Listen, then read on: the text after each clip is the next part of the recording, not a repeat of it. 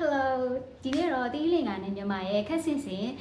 စလုံးလေးရှိရပေါ့နော်အထူးသဖြင့်အမေလို့ခေါ်တာချင်းကတူပါတယ်ရှင်ဆိုတော့ကျမတို့မြန်မာတွေဆိုလို့ရှိရင်အမေ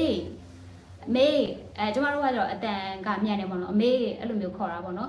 တီးလင်ကလူကကြတော့အမေကိုအာမေသူတို့ကအာလေးမြန်မှာသူနည်းနည်းလေးဆွဲသွားတယ်ပေါ့နော်အာမေအဲ့လိုမျိုးခေါ်တာပေါ့နော်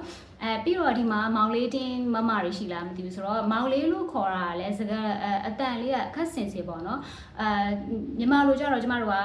မောင်လေးလို့ခေါ်တာပေါ့နော်တီတီလင်္ကာလိုကကြတော့သူတို့ကဒီမာလီလို့ခေါ်ရတယ်အဲ့လိုမျိုးရန်ကပရာသာပေါ့နော်မာလီဆိုတော့အတန်လေးကခက်ဆင်စီပေါ့နော်မောင်လေးမာလီပေါ့နော်မာလီအဲ့လိုမျိုးခေါ်တာပေါ့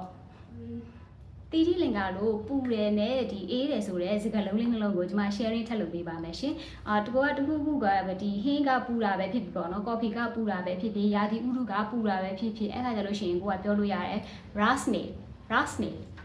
ပူတယ်ပေါ့နော် very hot rasne hot ပူတယ်ပေါ့နော်နောက်တစ်ခုကကြတော့ဒီ channel ဆိုတဲ့အခါကြလို့ရှိရင်ကိုက see the light see the light ကကြတော့ channel ပေါ့နော်ဆိုဒီနှလုံးကတော်တော်လေးကိုလွယ်ပါတယ်မှတ်မိမယ်လို့ထင်ပါတယ်ရှင်